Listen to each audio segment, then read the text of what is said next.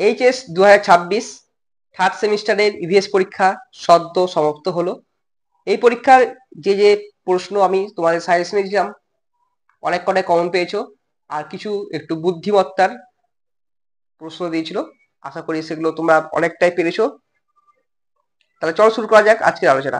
যাদের Y set ছিল তাদের জন্য এই সিরিজ পুরো পরপর রয়েছে, আর বাদ বাকি যারা অন্য প্যাটার্ন রয়েছে তোমরা জানো যে এদিক এদিক করে কোশ্চেন রয়েছে।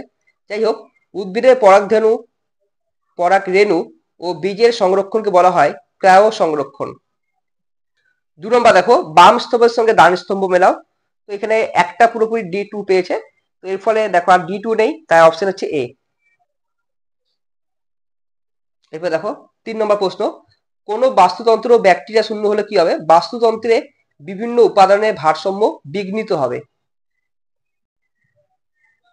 এরপর দেখো 4 নম্বর প্রশ্ন, যদি উৎপাদক স্তরে 20 জুল শক্তি আবদ্ধ হয় তবে ময়ূরের কাছে খাদ্য শৃঙ্খল, উদ্ভিদ থেকে ইঁদুর, ইঁদুর থেকে সাপ, সাপ থেকে ময়ূর দ্বারা কতটা শক্তি পৌঁছবে? দেখো 20 উদ্ভিদ এর 10% মানে 2, 2 এর 10% মানে 0.2, 0.2 এর 10% মানে 0.02। তাহলে এটা হচ্ছে সঠিক উত্তর, অপশন বি।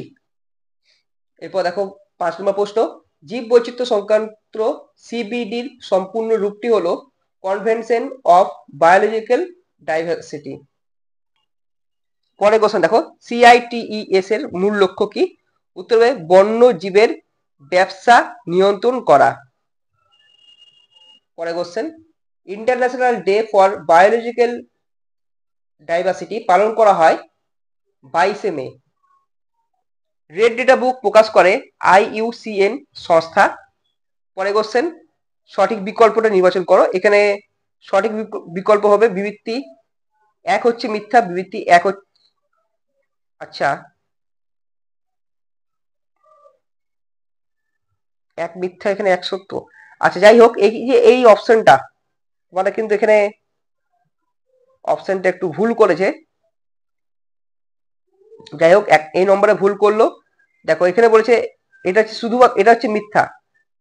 বিবৃতি 1 হবে কিন্তু মিথ্যা, আর বিবৃতি 2 হবে কিন্তু সত্য।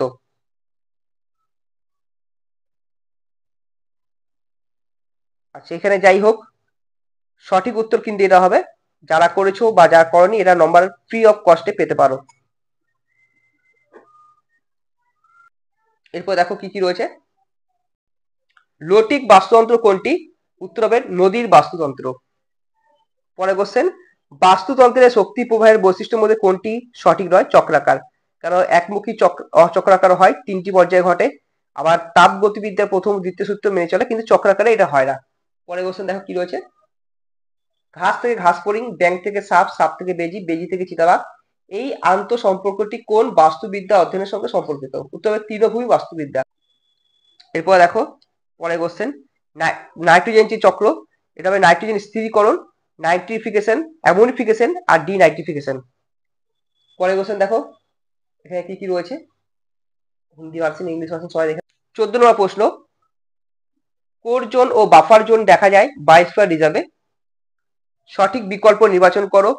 এ ও আর উভয় সঠিক হবে, এখানে এটা দুটোই এখানে সঠিক এবং সঠিক ব্যাখ্যা। তাহলে 15 এর অ্যান্সার এ হচ্ছে। লিন্ডেম্যানের সূত্র অনুযায়ী একটি টপিক লেভেল থেকে পরবর্তী টপিক লেভেলের স্থানান্তরিত শক্তির পরিমাপ হলো বা পরিমাণ হলো 10%। মৃত উদ্ভিদ থেকে ছত্রাক, ছত্রাক থেকে ব্যাকটেরিয়া, এটি হলো একটি মৃতজীবী খাদ্য শৃঙ্খল। পরে কোশ্চেন, যে অঞ্চলে নদী সমুদ্রের সাথে মিলিত হয় তাকে বলা হয় খাড়ি। ভেন চিত্র দেখো দিয়েছে, জীব বৈচিত্র্য, জিনগত বৈচিত্র্য, প্রজাতিগত বৈচিত্র্য, বাস্তুতান্ত্রিক বৈচিত্র্য। দেখো এটা তিনটে যেহেতু আলাদা, জীব বৈচিত্র্যের মধ্যে 3টি পড়ছে, তাহলে এটা হবে সঠিক উত্তর, অপশন এ। এরপর দেখো, একক জীব প্রজাতির বাস্তুবিদ্যার অধ্যয়নকে বলা হয় অটো ইকোলজি। পরে কোশ্চেন, ভারতীয় বটগাছের বিজ্ঞানসম্মত নাম ফিকাস বেঙ্গালেন্সিস। জীব বৈচিত্র্য হ্রাসের সঠিক পর্যায়ে লেখো। গ্রিন হাউস প্রভাব থেকে বিশ্ব উষ্ণায়ন, বিশ্ব উষ্ণায়ন থেকে বরফের গলন হয়, তারপরে জীব বৈচিত্র্য হ্রাস। দেখো তোমার টেক্সট বুক থেকে, ছায়া প্রকাশনী, সাতটা পাবলিকেশন বা পার্ল প্রকাশনী থেকে বা টেস্ট পেপার থেকে বা IBTA বা রায়ন মার্টিন বই থেকে যেগুলো করেছি তার মধ্যে কিন্তু অনেক তোমরা কমন পেয়েছো, প্রায় কমন পেয়ে গেছো।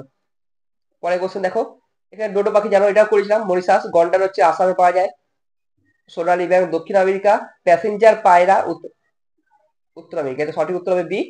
এরপরে দেখো অপশন দেখতে পাচ্ছ।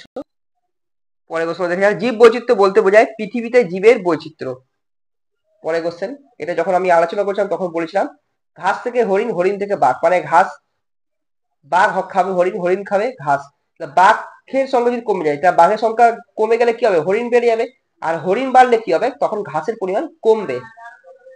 পরে কোশ্চেন, সমুদ্র, মরুভূমি, পর্বত ইত্যাদি ভৌগোলিক বাধা দ্বারা পরস্পর থেকে বিচ্ছিন্ন পৃথিবীপৃষ্ঠের সুবিশাল এলাকা যেখানে দীর্ঘ সময় ধরে উদ্ভিদ ও প্রাণীর বিকাশ ঘটে তাকে বলা হয় ইকোজোন।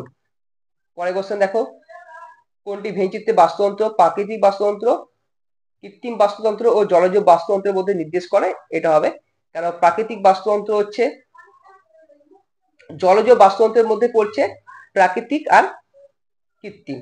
ঠিক আছে, তো তার জন্য এটা হবে সঠিক অপশন সি। পরে কোশ্চেন দেখো, বাস্তুতন্ত্রে কত প্রকার ইকোলজিক্যাল পিরামিড দেখা যায়? 3 প্রকার। পরে কোশ্চেন, বিপরীতমুখী খাদ্য শৃঙ্খল দেখা যায় পরজীবী খাদ্য শৃঙ্খলে। পরে কোশ্চেন দেখো, এখানে একটা সত্য হবে উপরেরটা, নিচেরটা মিথ্যা হবে, মানে অপশন বি। পরে কোশ্চেন দেখে নাও, নিচের বিবৃতি দুটি পড়ে সঠিক বিকল্প চয়ন করো। কোন জীবের বসবাসের প্রাকৃতিক স্থানকে বাসস্থান বলে? ঠিক। আর বাসস্থানের মধ্যে জীব সমূহের মধ্যে নিজেদের এবং পরিবেশের সাথে পারস্পরিক আদান প্রদানের ভিত্তিতে বেশি থাকাকে বলা থাকে, এটা ঠিক। 32 নম্বর দেখো উত্তর পরে পেজে। কর্কর বা ডেকটিসাস খাদ্য শৃঙ্খল শুরু হয় কোনটি থেকে? ব্যাকটেরিয়া থেকে, এটা অনেকবার করেছি আমি।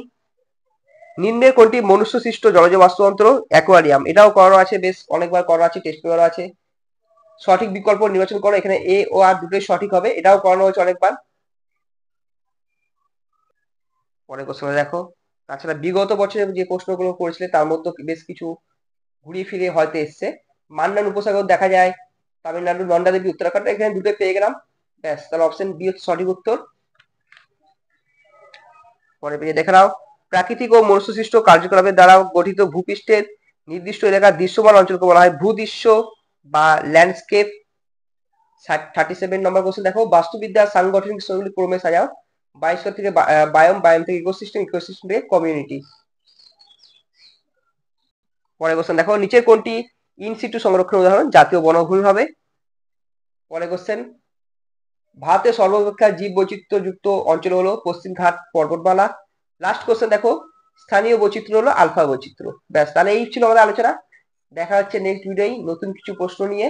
আর খুব তাড়াতাড়ি করে আমি তোমাদের সেকেন্ড সেমিস্টারের বিস্তারিত আলোচনা করব, আর তোমরা দয়া করে ভিডিওগুলো দেখবে, কারণ পরীক্ষার ঠিক 1 মাস আগে বলো তোমরা, যে বা 10 দিন আগে বলছো স্যার এটা করলে ভালো হয়, স্যার ওটা করলে ভালো হয়, একটু আগে আগে বলবে, তাহলে আমি ভিডিও বানাতে সুবিধা হবে।